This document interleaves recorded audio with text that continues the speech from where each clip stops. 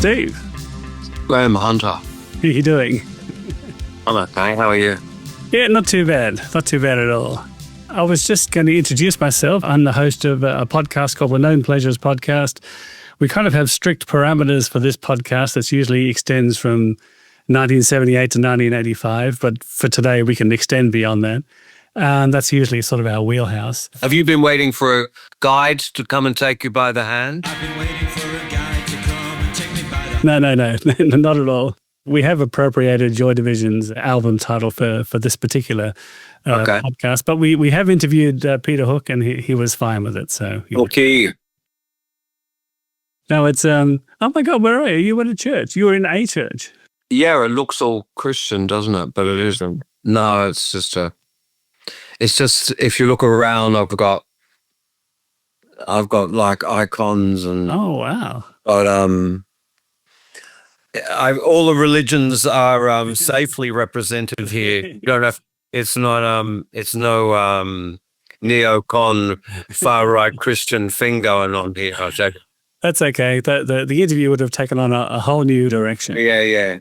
No. Yeah. All right. I'll have to. I'll note that next time for the next one. For the next time. To start off, you're about to embark on a tour called the Singles Tour, which is a career retrospective. So we'll get retrospective right here, I guess. When I first became aware of the church, there was all this talk about the 60s influences and the jangly 12-string guitars and the paisley shirts. But when I listened to the first album, I bought Of Skins and Heart back in the day. I also hear a bit of John McGeoch and Susie the Banshees and Magazine and some of the other bands in songs like Memories and Future Tense and She Never Said. Were you and the band inspired by the post-punk bands of this time from the UK? Like any in particular? A little bit. Yeah. Yes and no. The guitars got a bit out of hand on the first album, and I feel like the first album's a little bit unrepresentative, and there were a lot of different influences going into that first album, and it's a bit like a pudding that wasn't properly cooked. Okay. And some of the things were far too much one way or another, and I feel like, although I tried to sling my weight around a lot while we're making that album, things got through that I didn't really want. I did like John. How do you pronounce his name? McGeoch? I thought it was McGeoch, but I could be wrong. McGeoch. All right. I definitely like Shot by Both Sides in the first Magazine album. Yeah. I like the idea of Susie and the Banshees more than anything they actually did. I think my favorite thing was probably Hong Kong Garden. And it was sort of, I know I wouldn't say I didn't like them, but I wouldn't say they were a huge influence. Right. I think there's primary influences on a band, and then there's sort of secondary influences. So you sort of, for me, the main thing, obviously everybody knows, I love Mark Bolan, I love David Bowie, and Dylan and the Beatles. And then as new things sort of would come out, I would sort of take on a bit of that as well, and it would sort of change my directive or direction a bit. So I like everybody else. Yes, I liked John McGeoch. I liked Joy Division, and I very much somebody nobody ever really talks about. I very much like John Foxx.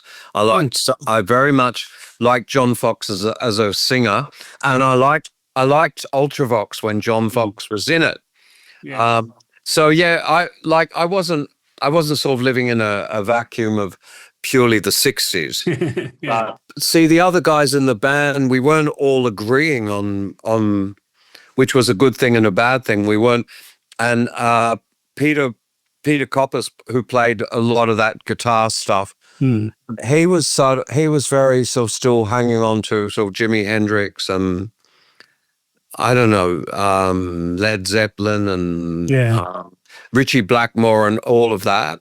And Marty at that stage hadn't really, I don't think he really, I mean, he was really into prog. And so And so you have, we've only just formed. I've written a whole bunch of songs. She never started off as a very John Foxy sort of synth pop thing going do do do do do do do do. And then, you go in the studio and there's a guy in there telling you what to do. So I think it's a bit of a hodgepodge, that first album. I think on the second album, we well and truly turned into the church, and sort of all of that stuff kind of got integrated. Okay.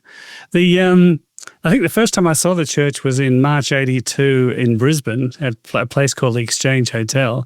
And the highlight for me was hearing Is This Where You Live? With that amazing build-up. And I was wondering, with a song like that, does that come together in a rehearsal room or a studio, or were you at home, with a guitar on your bed and kind of map it out? Because I'm always intrigued by that kind of a thing. It's quite an elaborate arrangement. A lot of the songs I did demos for. Oh, I had the big change for me was in 1977. I was in a load of bands as a teenager and a young man, and I could never. I was writing all the songs. I could never get them across to people. And you'd sort of sit down with an acoustic guitar, and I'm still not a great guitarist or a great acoustic guitarist. And you sit down and go, here's the song, and you start playing, and then the idiots in the band will start commenting on your guitar playing, or, no, it was a C, or is that all the song's just a C, or whatever. They'd start criticizing your technique. And so I never really got things the way I wanted until 1977. There was a bit of a revolution. TIAC released the first domestic 4-track, and then I quit live bands, and I spent 3 years at home in a bedroom studio. And when I emerged, I had loads and loads of songs that I had demoed, and I could say to a band, here is the song. I can only imagine how Is This Where You Live would have turned out if I had sat down with them on an acoustic guitar and sort of said, well, it's just a sort of a bass going boom, boom.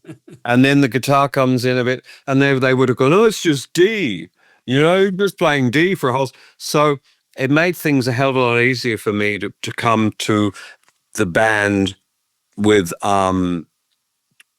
these fully formed demos that they couldn't really argue with, and everything was mapped out. So that's how that and most of the other things were done. Okay. By saying, this is it, here it is. Because I didn't think that happened until later, because you've preempted a question from later on. Because I've read that you used a TIAC 4-track and a Roland rhythm arranger. That may have come later. And I was wondering whether that kind of opened the doors for you as a writer, because... Oh, totally. Yeah. Totally. Yeah.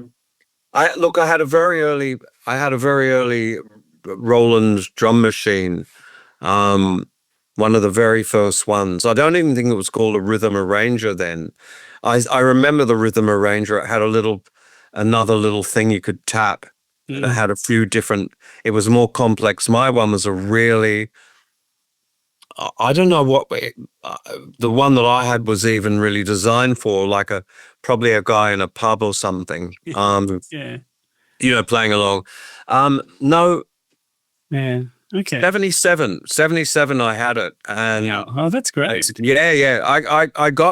I couldn't say I got the first one that came into Australia, but I read about them. I read a magazine. I had a Hi-Fi magazine, or someone pointed one out to me, and I went straight down. When I was living in Canberra, I went straight down to this place and said, can you order me one of these in? And I got a loan from the bank to buy it, and it came with a little mixing desk as well, with a little piece of wooden thing and padding on it, just like a real mixing desk, except it was like about 8 inches by 8 inches. And I just figured it all out. And I realized that there are many, many, many ways to write songs, and I realized that a great way for me is doing this additive process where I would start off with the drum machine just going boom, king, boom, boom, boom, boom, and then I just might have a bass going boom, boom, boom, and then I have one guitar going and then I have another one going no, no, no, and then maybe a keyboard changing over the top, and then something else, and blah blah blah, and then by the end of it, you've got something you never would have thought of if you were trying to write it on an acoustic guitar. That's right. Do you know what I mean? Yeah. Yeah. You've only got arrangement ideas in your head, but yeah, once you've got them down, it's easier to get those ideas. So much. Oh yeah. They couldn't. When I was, I said before that when I used to write songs on guitar, and they'd all be focused on that. Oh, you can't play guitar, and this is, they'd be commenting, and when you come along, go, here it is, and you create with something quite powerful and something that you can't kind of argue with, and all the bits and pieces are there, and they don't have to use their imagination. That was a whole new level. Because the thing with a band is trying to get guys to play, to just get them together, just getting a bunch of guys together and all agreeing on what you're going to do, and then getting them all together and agreeing they're going to play your song. It's quite a feat. And when the 4-track, when you could go along to rehearsal and stick in a cassette and go, here's our new song, that made life a hell of a lot better. That was easy for me, yeah. Well, I mean, a lot of people took it even a step further. Like, I think once Ivor Davies realized that he could produce everything by himself, he wound up leaving his band, but or getting rid of the musicians. But I'm assuming that you like the band dynamic. You like the. I like it all. I like it all. And I'm very opportunistic. And I like having total control. And I like surrendering control. I like collaborating. I like saying, you guys write some music, I'll put some words on. I like any way you can do it, I like it. And these days I very much, sometimes I've gone right back to the original thing of sitting there with an acoustic guitar and going in and going, hey guys, I've written a song on acoustic guitar. These days I don't have to sort of prove my worth like I did when I sit down and go, look, I've got a song. It's so hard to get, it was hard in the early days to get people to sort of cooperate.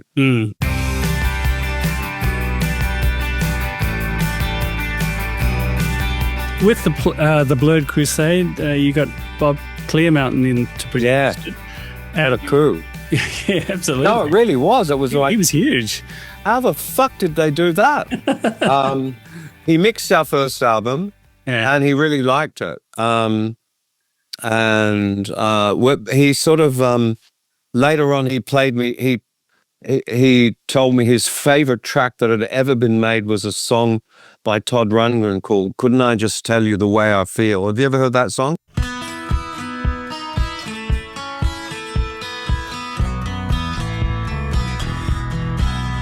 It's very sort of like the sort of stuff the church was doing. Oh, okay. Sort of like guitar, kind of Beatley guitar pop with a slight twist and a slight edge. A lot of emphasis on these sort of intertwining guitars and things. And when I heard that track, I realized, I'd heard the track before I met him, but when he told me that was his favorite ever track, it very much made sense to me why he wanted to work with us. So yes, that was quite a coup getting him, I think. And you also had a new drummer, Richard Plug, and I was I read a quote from Marty saying that, hang on, I'm just reading this here. The musical chemistry was enhanced by Richard's fluid drumming. The songs took on a new smooth feeling of flying through the clouds. Totally. You agree with that? Oh, totally.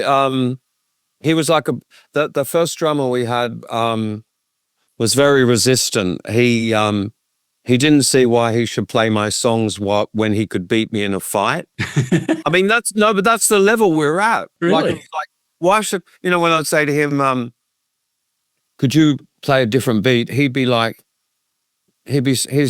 of like, I could beat you in a fight. why would I do what you want? What an unusual rationale. I know, but there's just a bunch of. This guy went to school with me, that original drummer, and he had beat me up at school. Right. And a guy wrote a book about the church, and he went and tracked this guy down, Nick Ward, and met him. Yeah. And he said, when I first met Kilbey at high school, he had a big mouth and nothing to back it up. By 1980, nothing had changed. Oh, goodness. So he was permanently living his success, his heyday, if you like, had been being a bully in a high school playground, where everything was decided by, who was the best fighter. And then when, a few years later he joins a band with this guy he's beaten up a few times at school. And now this little wimp has a audacity to tell him how to play the drums. He's like, you fucking tell me what to do. So when Plu came along, of course, all of that was over, and we sort of had a record deal, and besides, I was sort of a lot older than Plu by then, and all of that physical prowess bullshit had gone out of it. I thought you were going to say you had a fight with Richard and you beat. No. Well, we had we had a bit of wrestling and stuff. over the years. He came along. He was so young. He was 18. He was so enthusiastic. And the other guy was a turgid and awful drummer. And when Plug sat down at the drum kit, he was like, you sometimes see musicians who look like they're being possessed. They're just sort of channeling. Yeah. I'm not like that. I'm standing there going, oh, the next chord is this, and I'm going to do this. Plug was like, he sat at the drum kit, the music would start, and something would come down, and he couldn't go wrong. Nice.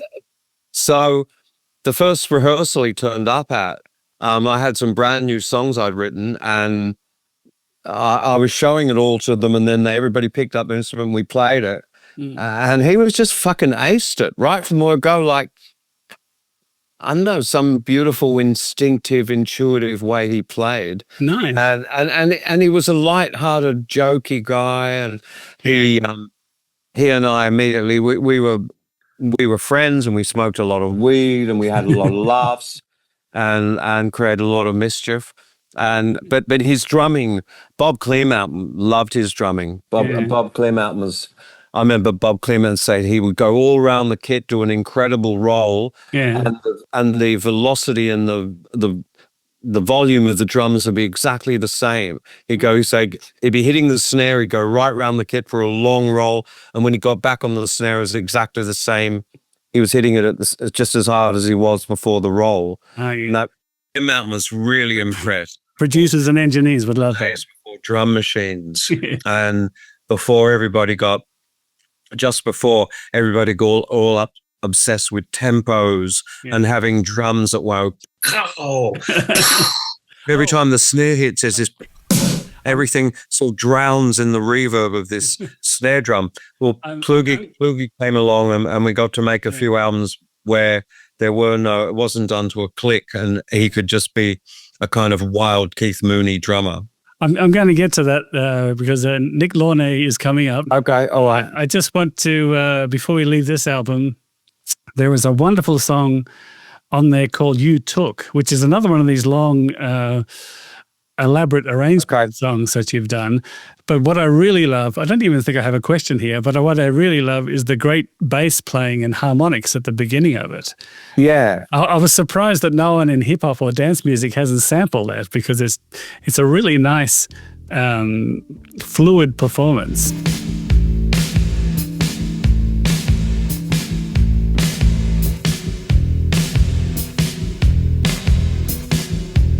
Let me tell you, I'll just quickly tell you, You Took was actually written from the jam.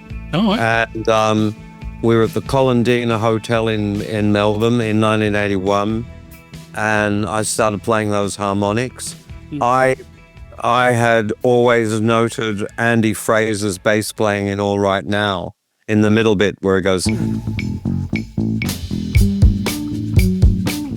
And then in Is This Where You Live, it's the harmonic, boom, boom. And I think bass harmonics are very underutilized as a sort of a riff. Absolutely. Yeah. So I just started playing that, doom, doom, doom, doom. And Pluga joined in, and then Marty joined in, pretty much like on the record. Or everybody fell in the way they did, and then Peter started playing the melody. And then I already had the you took a piece of my heart. I already had that bit, but it had been written on a synthesizer, and I just sort of took that from that and put it into the jam. And Bob's your uncle, Bob Clearmouth. Bob Clearmouth's your uncle. Nice. Well, that album is a real fan favorite, I think. And of course, I had Almost With You and When You Were Mine, which I imagine you'll be playing on this upcoming tour. Completely. Yeah. Yeah, we are.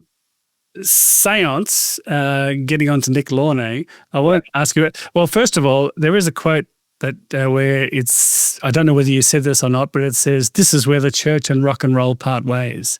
Kind of, yeah. And the word that's often bandied about when talking about seance is atmospheric, which it is. I really like it, but I believe there was a bit of hesitation about particularly his 80s gated reverb snare. Native reverb. Which was quite big on Electric Lash. And one thing, we've got the benefit of hindsight now. So do you now look back and hear that snare as a notable signature of the 80s, or was it a blight on the whole decade? A blight. Yeah. A blight. And I didn't realize, so I was in the thick of it.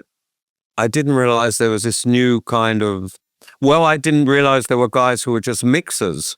I thought usually the mixer was a producer, or if it was like a mixer, it was like Bob Clearmouth, and he took the original intention of what we were trying to do and just kind of tarted it up a bit and made the ringing guitars ring a bit more, made the drums have a bit more thump, and made the bass.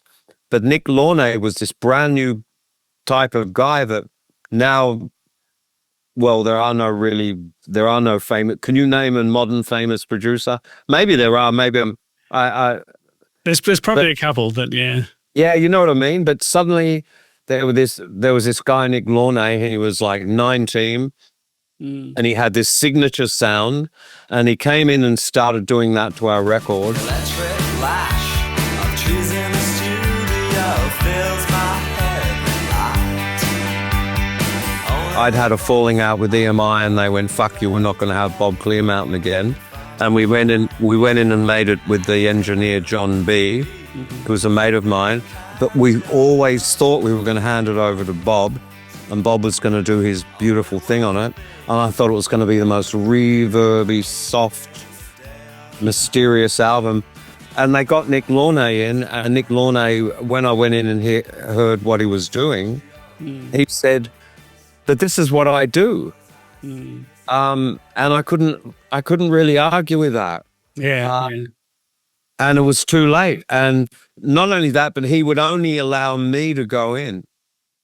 He wouldn't have the whole band. He'd say, "I'm not having the whole band coming in here arguing, and I'm just going to have one guy can come in." And I would go in and I go, "Oh my God, this isn't right." And he would go, "But this is what I do." And then I take a cassette back of the songs to the band. They were all really angry with me and like, "What are that? Look what he's done." And of course, now Nick and I are sort of friends, and he's apologized and I've apologized, and it was all a big misunderstanding. I just didn't. I appreciate that some people wanted that. But I didn't want that. I still don't want it, and I never wanted it. I don't believe in all that. Unless you're deliberately, for some reason, doing it. I didn't want all that emphasis on the drums. I didn't want that huge punctuation. I didn't want that modern 80s sound that now sounds so ridiculously. Well, this is the problem with it. Yeah, it became old really quickly. Yeah. I've always wanted the church to be like a classic rock band. Like, think how the Beatles sounded. Like, the drums sound like the drums, and the bass sounds like a bass, and the guitars sound like guitars. I didn't want everything fucked up and distorted, and I didn't want things. I didn't. Although I could appreciate, Joy Division were doing that with some of the drums, so sort of having that bomb, playing drums through synthesizers and stuff. I never wanted that, and I still don't. I never have during a 45-year career. What I've always wanted is us to sound like a classic rock band, like with everything sounding the way it does, sounding like human beings have played these real instruments. That I love drums and bass and two guitars, and that's how I wanted things. I still want things to sound. So Nick Launay was kind of although it wasn't his fault, it was an aberration. But he applied it to Midnight Oil, and he applied it to the models, and it worked out great for them. It just didn't work for the church. I would say, and that particular album was trying to make a really romantic reverb. There's hardly any fucking reverb. It's all delay and echo. As I said, a lot of people use the word atmospheric for it, and atmospheric and 80s gated snare don't go together at all. They don't. No, they don't. And that ridiculous thing in Electric Lash where it does the roll, and it's sort of got this horrible re-triggering sound. And you should have seen the studio, and Pluggy's got this beautiful kit handmade for him by a guy called Brady in Perth. It's a beautiful kit the guy prides himself on the wood he used and all of that. And all of that got thrown out the window, and none of Richard's real drums on most of it isn't there. It's just his when he hits the snare or when he kicks the kick, it's triggering a sample, and the sample, and it was really early days of that technology, so everything's kind of stiff and stilted, and to me slightly out of time. I was horrified and I'm really pissed off, and I went to EMI and said, I don't want this, and they were so, fuck you. That's take my name of it, Yeah, you should be happy that you could have that. Okay, well, that was all I had time for. My 30-minute allocation was over in, 30 minutes. I didn't get to the Persia EP, which Craig Cooper played keyboards on. I really wanted to ask him about that. The Heyday album, which had the wonderful Peter Walsh producing.